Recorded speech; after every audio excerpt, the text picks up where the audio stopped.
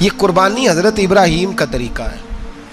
حضور نے اگرچہ نبی پاک کی اپنی سنت تھی، یہ بھی کہہ سکتے تھے سنتی و سنت ابیکم ابراہیم، میری سنت ہے اور تمہارے باپ ابراہیم کی سنت ہے. یہ نہیں فرمایا. جب صحابہ نے کہا قربانی کیا ہے، فرمایا سنت ابیکم ابراہیم، یہ تمہارے باپ ابراہیم کی سنت ہے. ہر صاحب نصاب پر قربانی واجب ہے. جو زکوٰۃ کا نصاب رکھتا ہو اس پر قربانی واجب ہے، یعنی ضروریات سے زیادہ اتنے پیسے جتنے پیسوں سے زکوٰۃ فرض ہوتی ہے، اتنے پیسے جس آدمی کے پاس قربانی سے پہلے آ جائیں اس آدمی پر قربانی کرنا واجب ہے. بکرا، چھترا، دمبا 1 سال کا یا دمبا 6 مہینے کا ہو پر اتنا بڑا محسوس ہوتا ہو کہ لگے کہ 1 سال کا ہے، اس کی قربانی ہو سکتی ہے. جانور میں کوئی عیب نہیں ہونا چاہیے، اتنا کمزور نہ ہو کہ ذبح جہاں اسے کرنا ہے وہاں وہ چل کے جا نہ سکے، اتنا کمزور جانور نہ ہو، اس کے اندر بظاہر کوئی اتنا بڑا نقص نہ پایا جاتا ہو، کانا نہ ہو، لنگڑا نہ ہو، کوئی اس کی ہاتھ نہ کٹے ہوئے ہوں، ایسا نقص جو واضح ہو. بکرا 1 سال کا، گائیں اور بھینس یہ 2 سال کی، اونٹ 5 سال کا. اب اس میں یہ ہے کہ ہمارے بہت سارے دوست چونکہ ہم دیہاتی لوگ ہیں تو پوچھتے ہیں کہ دوندا نہیں ہے تو چوگا نہیں ہے، تو یہ ہماری پنجابی کی اصطلاحات ہیں. پنجابی کی شریعت اسلامیہ نے سال بتائے ہیں، یہ تو ہم نے اپنی آسانی کے لیے یا دیہاتوں میں جو ماحول تھا اس طرح کا جانور لیں، خوبصورت جانور لیں. جو نصاب ہے وہ بھی میں نے آپ کو بتایا، لیکن ایک اور پہلو بھی ہے. نبی پاک صلی اللہ علیہ وسلم پہ زکوٰۃ کبھی فرض نہیں ہوئی، کبھی حضور پہ زکوٰۃ فرض نہیں ہوئی. نبی پاک صلی اللہ علیہ وسلم کے پاس اتنا سرمایہ کبھی اکٹھا ہوا ہی نہیں کہ زکوٰۃ فرض ہو. لیکن نبی پاک کے صحابہ فرماتے ہیں کہ مدینے کے 10 سالوں میں اللہ کے رسول نے ہر سال قربانی فرمائی ہے، ہر سال قربانی دی. اور جس سال حضور حج کرنے گئے اس سال اللہ کے نبی نے 63 اونٹ ذبح فرمائے. اور حضور صلی اللہ علیہ وسلم جب اونٹ ذبح کرنے لگتے نا تو صحابہ کہتے ہیں اونٹ خود دوڑ کے حضور کے سامنے آ کے لیٹ جاتا اور نبی پاک اسے ذبح کرتے اور فرماتے ہیں ایک دوسرے کو دھکے دیتے اونٹ کے، پہلے میں نے جانا ہے ذبح ہونے کے لیے، پہلے میں نے، انہیں پتا تھا کہ جو مصطفیٰ کے ہاتھوں ذبح ہوگا وہ تو دائمی زندگی پا جائے گا، یہاں بھی وہاں بھی زندہ. 63 اونٹ ذبح کیے. ایک اونٹ میں کتنی قربانیاں ہوتی ہیں؟ 7. اب 63 کو 7 سے ضرب دو گے تو کتنی بنے گی؟ اور پھر نبی پاک صلی اللہ علیہ وسلم نے 10 سال مدینہ منورہ میں قربانی دی ہر سال. اب وہ 63 اونٹ، ایک اونٹ میں 7 قربانیاں، ہر سال یہاں قربانی. اور مولا علی شیر خدا فرماتے ہیں نبی پاک 2 قربانیاں دیتے. میں نے کہا حضور 2 جانور ذبح کر رہے ہیں آپ، تو حضور نے فرمایا ایک میری طرف سے ایک میری امت کی طرف سے، غریبوں کی طرف سے. اور حضرت علی کو حضور نے وصیت فرمائی تو 2 دیا کرے گا. یا رسول اللہ صلی اللہ علیہ وسلم میں غلام ہوں، خادم ہوں. حضور نے فرمایا علی ایک تو نے اپنی دینی ہے، ایک میری طرف سے دینی ہے. 2 قربانیاں. مولا علی نے بھی ساری زندگی 2 قربانیاں دی. حضرت علی بھی مال کے نصاب نہیں تھے، اپنا مکان ہی نہیں تھا، کوئی کاروبار نہیں تھا، کئی دن فاقے رہتے تھے، پر قربانیاں کتنی دیتے تھے؟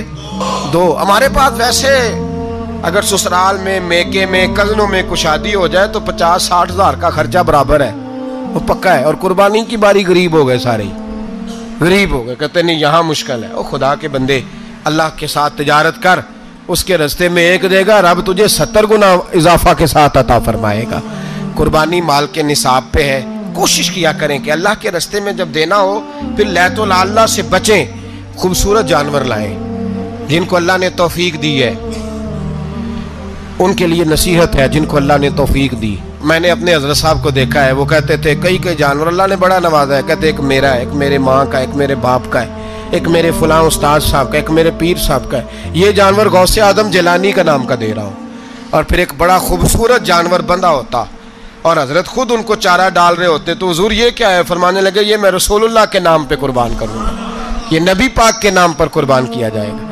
جن کو اللہ نے حیثیت دی ہے وہ کوشش کریں اپنے محبوب کی طرف سے بھی قربانی کریں، نبی پاک کے نام کی قربانی دے. خوبصورت سا جانور پیارا، پھر اس کی خدمت ہو، پھر اس کی قربانی دی جائے اور نبی پاک کے نام پر قربانی دی جائے. حضور نے خود وصیت فرمائی حضرت ابو بکر صدیق کو، قربانی بڑا حسین عمل ہے.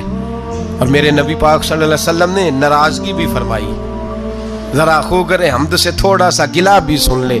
میرے حبیب نے فرمایا جو طاقت کے باوجود قربانی نہ کرے وہ ہماری عیدگاہ میں عید کی نماز پڑھنے نہ آئے، وہ نہ آئے.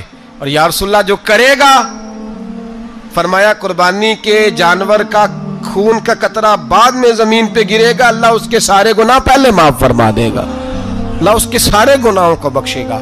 قربانی کریں، خوبصورت انداز میں کریں، اللہ کی رضا کے لیے. بزرگوں نے لکھا ہے 3 حصے کرو گوشت کے، ایک گھر میں رکھو، ایک رشتہ داروں میں بانٹو، پڑوسیوں میں بانٹو، اور تیسرا فقط غریبوں کو دو.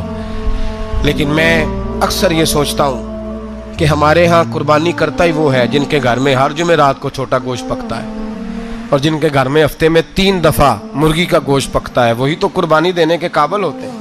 تو وہ بھی اگر قربانی کے بکرے میں سے بھی تیسرا رکھنا چاہیں تو اجازت تو ہے، میں نے کہا سارا رکھنے کی بھی اجازت ہے.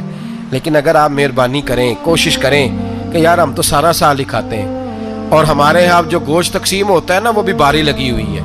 ادھر سے پلیٹ آئی تھی گوشت کی تو ادھر سے بھر کے چلی گئی. بھئی اس نے کی ہے، اس کو بار بار گوشت دینے کا کیا مطلب ہے؟ آپ یہ دیکھیں عزیزوں میں، رشتہ داروں میں، اور میں اگر تھوڑا سا آپ کی توجہ کرانے میں کامیاب ہو جاؤں تو سفید پوش لوگوں کو دیکھیں. کچھ سفید پوش ہیں، سفید پوش جن کے اوپر قرضے ہیں، بیماریوں نے جکڑ لیا ہے، گھر میں بڑے بڑے سخت مریض آ گئے ہیں. سفید پوش پہلے دیا کرتے تھے. آپ ان سے پوچھتے ہیں صاحب قربانی، تو بات کو ٹالتے ہیں. وہ کہتے ہیں سوچ رہا ہوں کوئی حصہ ڈال جائے. پردہ پوشی کرتے ہیں، کہتے ہیں کہیں حصہ رکھا ہوا ہے، پردہ پوش. اکثر وہ لوگ قربانی نہیں دے پاتے. اکثر دیا کرتے تھے، اب نہیں دے پا رہے. کیوں؟ اس لیے کہ مشکلات ایسی آ گئیں. ان لوگوں کا خیال کریں، ان کے گھروں تک گوشت پہنچا کے آئیں، ان پر توجہ کریں. وہ سفید پوش آدمی کبھی ذکر نہیں کرے گا. کچھ تو ایسے ہیں جو خود پہنچ جاتے ہیں کہ ہمیں گوشت دیا جائے، لیکن کچھ سفید پوش ہیں لا یسألون الناس الحافا. اللہ فرماتے ہیں کچھ لوگ لپٹ لپٹ کے سوال نہیں کرتے، سفید پوشی کا بھرم رکھتے ہیں، کا مزاج نہیں. ان کی طرف دیکھیں، اپنے رشتہ داروں کو دیکھیں، خاص کر ان رشتہ داروں کو دیکھیں جن کا آپ کو پتہ ہے کہ غریب ہیں، مجبور ہیں. ان کے گھروں میں گوشت بھیجیں.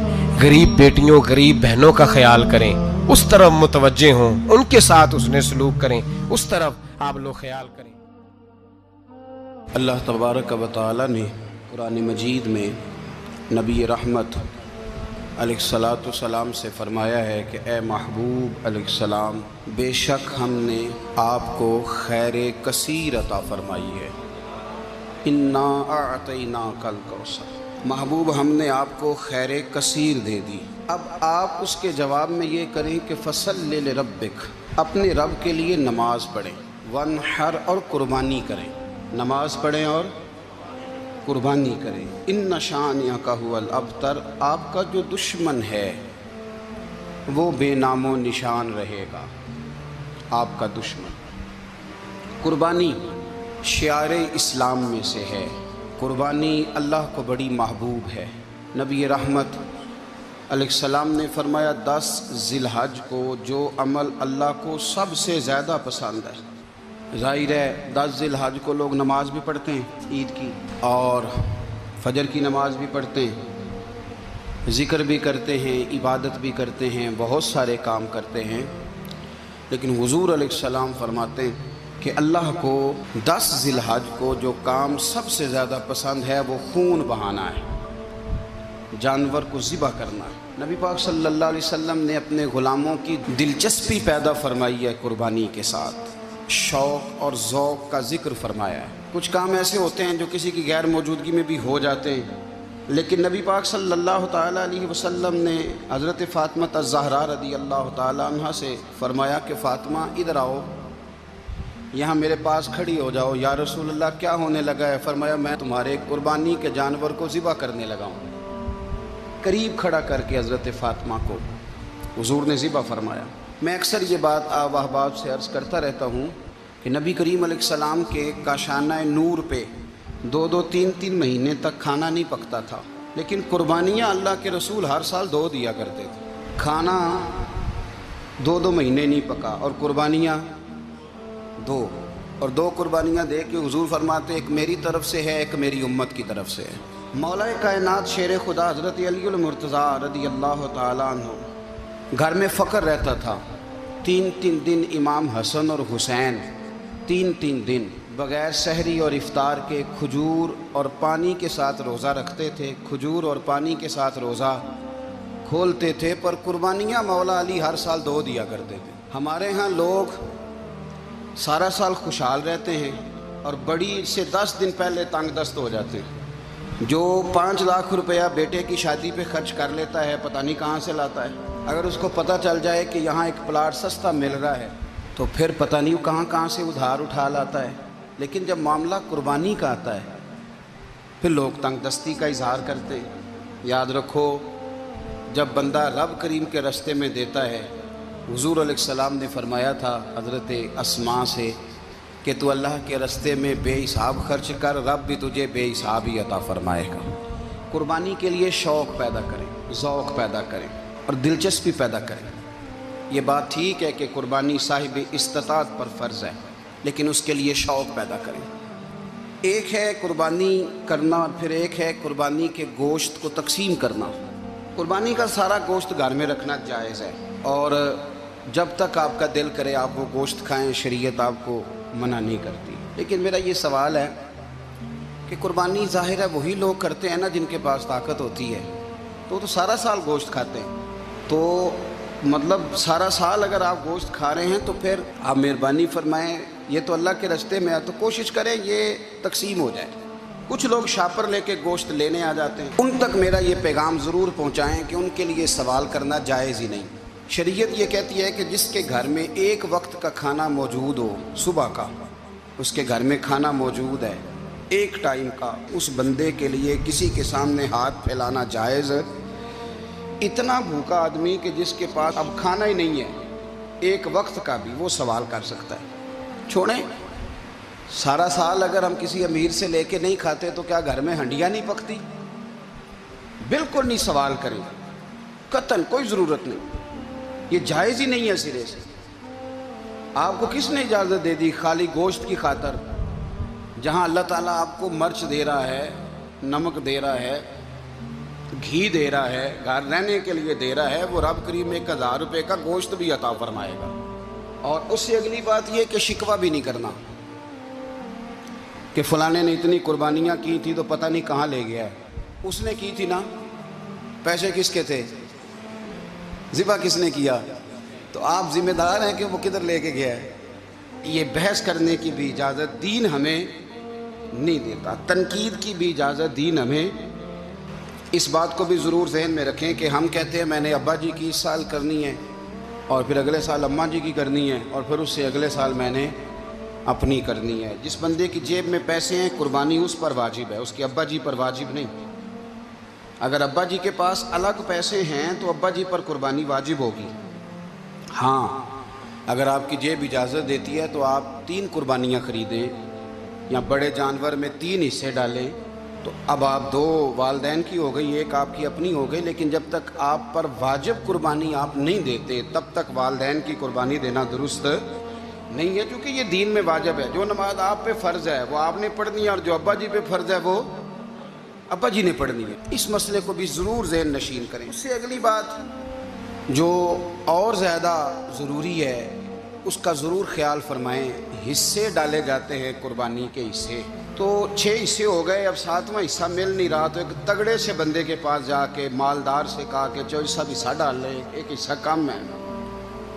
چودھری صاحب کہنے لگے کہ میں نے تو پہلے بھی 4 بکرے لیے ہوئے ہیں، تو چلو اگر تم کہتے ہو تو چلو بڑا گوشت آ جائے گا، تکے ہی بنا لیں گے، چلو بڑا گوشت بھی 10 کلو آ جائے گا تو کباب کے لیے رکھ لیں گے، چلو رکھ لو حصہ۔ اب 6 بندوں کی نیت قربانی کی، 7ویں کی گوشت کی، اس کی نیت قربانی کی، پچھلے 6 کی بھی قربانی نہیں ہوگی، وہ بھی گئے کام سے۔ آپ اس بات کو سمجھیں کہ قربانی کا مطلب یہ ہے کہ خالص اللہ کی رضا کے لیے مخصوص وقت میں مخصوص جانور ذبح کرنا۔